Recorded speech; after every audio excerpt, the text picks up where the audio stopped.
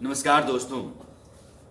अरुणाचल प्रदेश में एलएसी की उस तरफ चीन की तरफ से जो कुछ भी हलचल है, जो हरकतें हैं और जो फौजी तैयारियां हैं, वो कई तरह के संकेत दे रही हैं जो बेहतर नहीं है।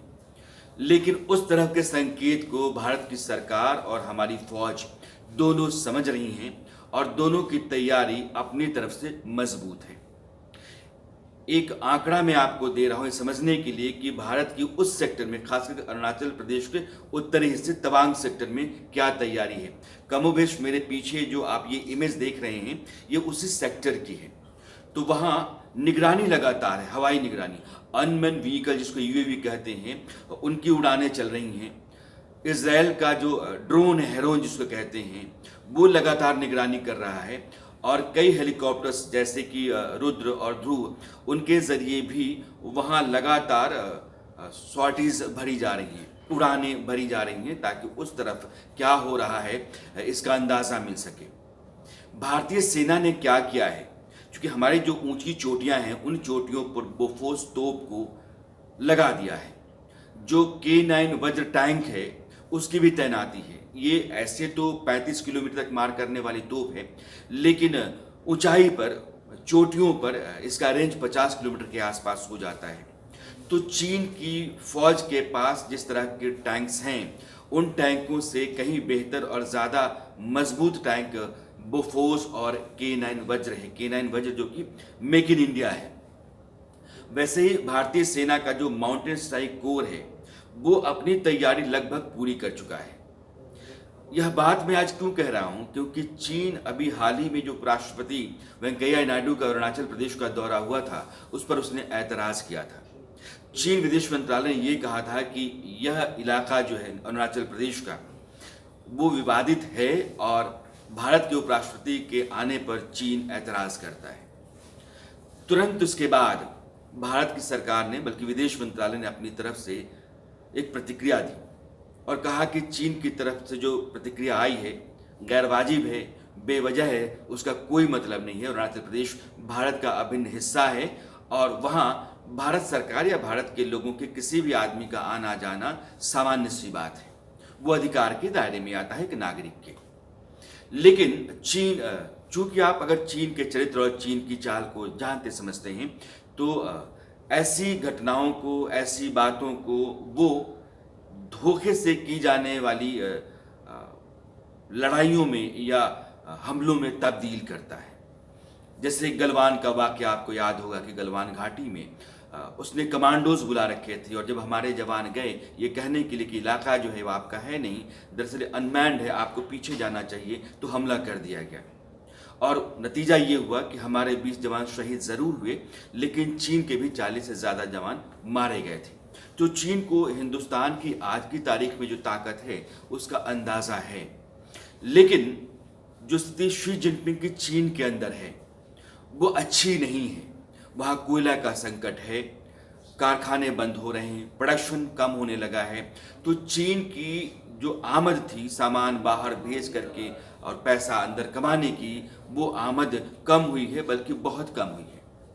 जिनपिंग के विरोधियों की संख्या या तादाद चीन के भीतर बड़ी है। कुछ बोल रहे हैं, कुछ नहीं बोल रहे हैं। बोलने पर उनका नतीजा या तो जेल जाना होता है या फिर निपटा दिया जाना होता है। तो जिनपिंग की जो हालत है कमोबेश वो ठीक वैसे ही जैसे माओ की हालत 1956 से 1960 के बीच थी, जब उन्होंने ग्रेट लीप फॉरवर्ड की पॉलिसी लेकर के चीन को बदलने की कोशिश की थी और वो नाकाम हो गई थी। शी जिनपिंग की one road one belt policy और चीन में प्रोडक्शन लगातार बढ़ाने और उस उत्पाद को दुनिया के बाजार में भेजने की जो बहुत बड़ी योजना थी, महत्वाकांक्षी योजना थी, वह भी औंधे मुँह गिरी पड़ी है। इसलिए वो अपने आप को निकालना चाहते हैं। माओ ने अपने आप को निकालने के लिए हिंदुस्तान से लड़ाई की थी। शी जिनपिंग भी यह कर सकते हैं, इस बात की आशंका है और कई हलकों में इसकी चर्चा की जाती रही है। और भारत की सरकार, भारत की सेना और खुफिया एजेंसियों को भी यह पता है कि चीन कभी भी ऐसा कर सकता है। इसलिए नहले पर दहला दिया जा सके तैयारी पूरी रखी जा रही है। 2019 में जब नरेंद्र मोदी का अरुणाचल दौरा हुआ था, उस समय भी चीन ने ऐतराज़ किया था। 2020 में जब अमित शाह का दौरा था, उस समय भी उसने आपत्ति जताई थी, और अब जब हमारे उपराष्ट्रपति अरुणाचल के दौरे पर जा रहे हैं तब भी है।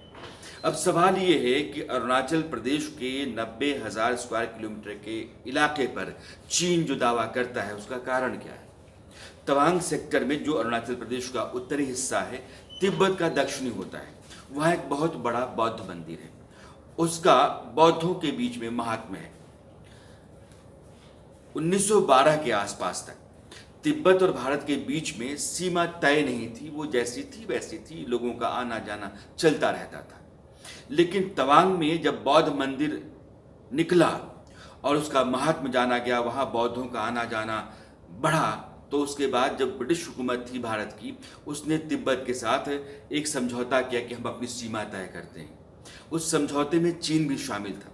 शिमला में वो बैठक हुई थी। चीन इसलिए शामिल था कि चीन कभी भी तिब्बत को खुद से अलग मानता नहीं रहा, इसलिए वो शिमला बैठक में भी शामिल रहा।